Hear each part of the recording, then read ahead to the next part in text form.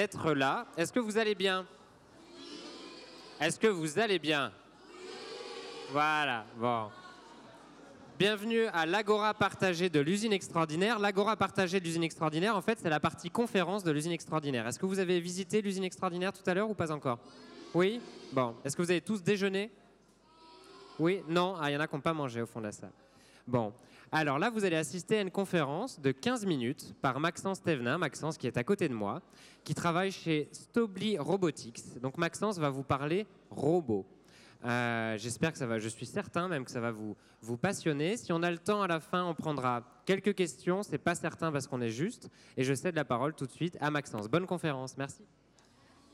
Merci Anthony. Bonjour à toutes et à tous. Maxence Thévenin, je suis en charge de la robotique en partie chez Stobli. Je me déplace toute l'année auprès des établissements scolaires pour parler de robotique, faire des mini-conférences comme on le fait aujourd'hui. Et puis je vous accueille également à l'usine puisqu'on est le seul fabricant de robots à fabriquer en France. On est dans les Alpes, près d'Annecy. Peut-être vous connaissez cette ville, c'est une super jolie ville. On vous invite en tout cas bien volontiers, alors tout seul, avec vos parents, voire même avec vos enseignants surtout, à venir nous voir. On vous accueille. On va parler un petit peu de robotique ensemble. La robotique, c'est ça. Et je vais vous expliquer un petit peu à quoi ça sert. Certains d'entre vous sont peut-être déjà passés sur mon stand. Si ce n'est pas le cas, je vous invite à venir le faire cet après-midi. On sera là pour vous accueillir. Vous verrez, il y a une petite démonstration assez sympathique. On peut faire une petite course de Formule 1 avec les robots pour voir si vous arrivez à battre le robot en termes de vitesse et de précision. N'hésitez pas à venir nous voir. La robotique, c'est ça. Alors, d'habitude, je fais interagir avec les jeunes pour savoir si, d'après vous, qu'est-ce qu'un robot, à quoi ça sert. Un robot industriel, comme vous l'avez vu sur l'image précédente, l'objectif, c'est d'aider l'homme dans les tâches qui sont pénibles, répétitives ou parfois dangereuses. Si demain, je vous propose un job où toute la journée, vous devez faire ça, je ne suis pas sûr que ça va vous intéresser. Le robot, il est là pour le faire. OK ? Donc, d'une manière générale, la robotique, c'est plein de choses. C'est la robotique industrielle, dont je viens de vous parler très rapidement, mais vous verrez des vidéos. Mais c'est aussi plein d'autres types de robotique. La robotique domestique, vous avez peut-être tous chez vous, peut-être pas tous, mais certains d'entre vous ont peut-être des aspirateurs de ce type-là, qui sont autonomes, qui se déplacent tout seuls. La robotique humanoïde, c'est ce à quoi on pense en premier, en général, quand on parle de robotique, hein, Terminator. Alors, désolé, j'ai pris un peu de l'âge, donc moi, les références, c'est plutôt Terminator, mais pour vous, ce serait peut-être d'autres choses. Ou les robots Paper, peut-être dans la pub Renault, pour ne pas les citer, vous avez vu ce petit robot où il a un petit écran sur lui, on peut dialoguer et échanger avec ce système-là. Les robots en agriculture, on utilise de plus en plus de robots agricoles pour être capable d'aller récupérer des carottes dans les champs ou éventuellement aider l'agriculteur dans la traite des vaches. Les drones, vous en avez tous entendu parler, vous en voyez de plus en plus régulièrement pour faire des jolis plans de vue aériens. Et puis enfin, on passe sur la partie industrielle avec ce système, ce bras-là. On appelle ça un bras polyarticulé anthropomorphe. Super sympa comme terme. Ça veut simplement dire que ça ressemble au bras humain. Et l'intégralité des segments que l'on va retrouver sur ce robot, des morceaux de la fonderie que l'on a là, on va nous-mêmes les appeler comme un bras humain. On va parler d'une épaule, on va parler d'un coude, on va parler d'un bras, d'un avant-bras, etc. Les robots industriels de ce type-là, des robots dits collaboratifs, c'est-à-dire que de plus en plus, à l'origine, un robot travaille dans une cage fermée pour des raisons de sécurité. De plus en plus, on cherche à ouvrir ces cages pour travailler au plus près du robot. Mais pour ça, il faut lui mettre des fonctions de sécurité. Notamment une peau sensible comme vous avez là. On la voit, la peau, hein, vous avez une peau par-dessus. Quand je touche le robot, il s'arrête. On appelle ça des robots collaboratifs. Et puis enfin, de la robotique mobile. Maintenant, on a même des robots qui se déplacent tout seuls d'un poste de travail à un autre. Jusque-là, les robots étaient fixés au sol et ne bougeaient plus toute l'année au même endroit. Aujourd'hui, ils sont capables d'aller d'un poste de travail à un autre.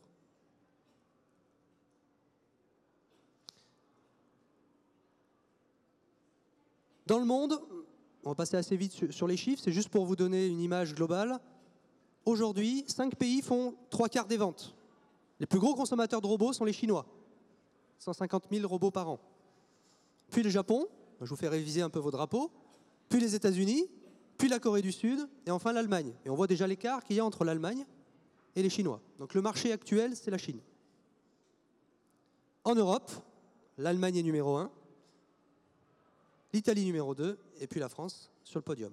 Quatrième, l'Espagne, en termes d'acquisition de robots. À quoi servent les robots? Un petit peu plus simple avec une vidéo pour l'illustrer. Je vous l'ai dit tout à l'heure, les tâches répétitives. C'en est une. Le robot, il fait la même chose toute la journée. Il prend des pièces, il les retourne, il les pose. Pas beaucoup de valeur ajoutée pour l'homme de faire ça. Donc ça, c'est une tâche qui est confiée au robot. Des applications précises. On a besoin de rentrer des inserts, donc ça, c'est une presse à injecter, plastique. Vous pouvez faire plein de choses avec, des coques de portable et autres. Et on a besoin d'aller mettre des petites pièces métalliques à l'intérieur. Et ça, il faut le faire de manière très précise. Donc on le voit à un moment donné dans la vidéo. La précision du robot, un robot est très répétable, c'est-à-dire qu'on repose toujours la pièce au même endroit, à 20 microns près. Un micron, c'est 1 millimètre divisé en 1000. On est compte? Donc à 20 microns près, on est capable d'aller reposer une pièce au même endroit de là où on l'a prise. Voilà, on vient insérer ce type de pièce-là, de manière très très précise. Des applications dangereuses, là on va faire de la découpe laser. Ça évidemment, si l'homme emporte cette torche avec lui, il peut y avoir des risques de blessures. Évidemment, il a toutes les protections qui vont bien, mais le robot, lui, il n'a pas de problème. Il ne se brûlera pas, le robot, lui, pour le faire. Donc de la découpe. Là, on vient suivre une trajectoire très précise et on doit faire une découpe. Dans des ambiances spécifiques, les robots sont faits pour être utilisés notamment sur des systèmes de remplissage aseptique, comme on l'en voit ici, puisqu'on a des robots qui sont capables, lorsque l'on va remplir des vaccins, des choses comme ça, de pouvoir être décontaminés. On peut décontaminer nos robots, ils sont capables de travailler dans ces ambiances avec des produits dangereux. Ils peuvent être même immergés dans une machine avec des projections de liquide, de l'eau, de l'huile et autres. Le robot, il est fait pour travailler dans ces ambiances-là. On peut nettoyer le robot au Karcher, par exemple. Ce qui était difficile de faire auparavant avec des systèmes mécaniques traditionnels. On a des robots de peinture également. On a besoin d'aller peindre des pièces de grande envergure. Et bien là, on utilise un grand bras robotisé qui vient aller repeindre. Donc là, c'est un train japonais qui s'appelle le Shinkansen, c'est une vitrine technologique au Japon. Et ce train-là, il parcourt le littoral japonais. Et forcément, au bout d'un certain temps, avec les vents, avec le sel de mer, ça vient un petit peu manger la peinture. Donc on a un robot qui vient repeindre régulièrement ce train. Et puis en médical, cette machine-là, si vous passez nous voir tout à l'heure, on l'a également. On vous explique un petit peu comment un robot peut aujourd'hui aider le chirurgien dans certaines opérations. On fait une démonstration là-bas sur des opérations du cerveau, par exemple. On a besoin d'un cobaye d'ailleurs. Si quelqu'un veut essayer, passez nous voir. Opération du cerveau, opération du genou, opération de la colonne vertébrale. On se sert de la précision naturelle du robot pour positionner les outils du chirurgien. La manipulation reste quand même faite par l'homme.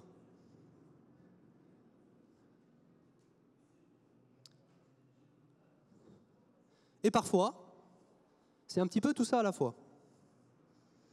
Alors je suis désolé pour ceux qui n'ont pas mangé, ça ne va peut-être pas vous ouvrir l'appétit. On vient ici faire de la découpe de jambon, robotisé. Le jambon passe devant un scanner rayon X pour détecter où se trouve l'os dans la patte de l'animal. Parce que l'animal, il est comme nous, d'un individu à l'autre, il n'a pas forcément l'os précisément au même endroit.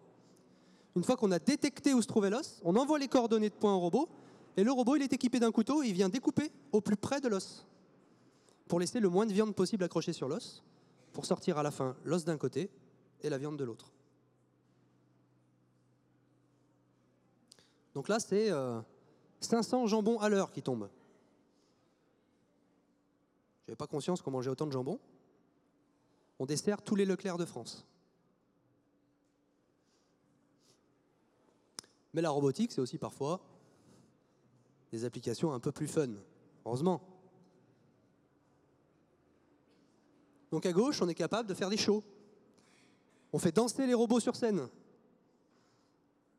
Donc la personne qui a monté ces spectacles à gauche, c'est quelqu'un qui est un ancien salarié de chez nous, qui a ouvert une boîte plutôt événementielle, une société d'événementiel, et qui notamment a travaillé avec Mika, Mylène Farmer, pour les plus anciens, les a suivis sur une 40aine de dates, en tournée. Ah, qu'est-ce qui vous fait rire là? C'est le robot qui danse ou c'est à côté? Ça vous donne faim? Donc on fait danser les robots et à droite on vous explique un petit peu comment la robotique peut aider, notamment dans le tournage de spots publicitaires. Donc là le robot il tient la caméra, notamment pour les applications de slow motion, où on a besoin même de suivre une trajectoire, c'est-à-dire que vous lâchez un produit dans le vide. Si vous, humain, vous tenez la caméra, vous aurez peut-être un peu de mal à suivre la trajectoire de manière assez précise. Le robot, lui, il peut adapter effectivement sa vitesse en fonction et éventuellement faire ce qu'on appelle du tracking, c'est-à-dire qu'on vient suivre précisément la trajectoire d'un objet dans l'espace. Là, c'est ce que l'on voit ici.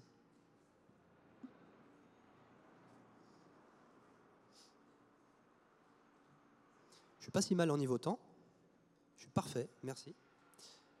Donc la robotique, en clair, c'est plein de métiers, des métiers d'avenir. Des robots, on en voit de plus en plus. C'est un marché en croissance à plus 15-20% chaque année. Des robots s'en vendent partout. Des métiers dans la conception, parce qu'il faut bien concevoir ces systèmes-là. Donc nous, chez nous, on a des ingénieurs qui conçoivent ces produits-là. Des métiers dans la fabrication, puisqu'il faut les fabriquer. Il faut fabriquer toutes les pièces de ce robot-là, et puis il faut les assembler. L'intégration, puisqu'un robot tout seul, ça ne sert pas à grand-chose. Le robot il va être intégré dans une ligne bien plus complète, avec un centre d'usinage, un tour, un convoyeur, une caméra, plein d'équipements autour de ça. De la maintenance, puisqu'il va falloir être capable d'entretenir le matériel. Une fois que le robot tourne dans l'usine, il faut en faire l'entretien pour pas qu'il tombe en panne, etc.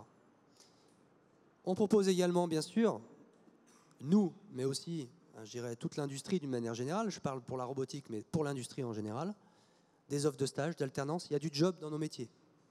N'hésitez pas à vous intéresser à ça. Les filles aussi, on a besoin de vous. On a trop peu de filles aujourd'hui dans l'industrie. Et puis plein d'embauches à la clé, bien entendu. Je suis pas mal, je crois. Merci infiniment, Maxence. On peut l'applaudir bien fort. Merci beaucoup. Malheureusement, on n'a pas de temps pour les questions. Je suis sincèrement désolé. J'espère que ça vous a plu. Merci d'avoir été très sage. Franchement, un grand bravo. Je vous invite à sortir par ici et je vous souhaite une excellente journée à toutes et à tous. Bonne journée, merci.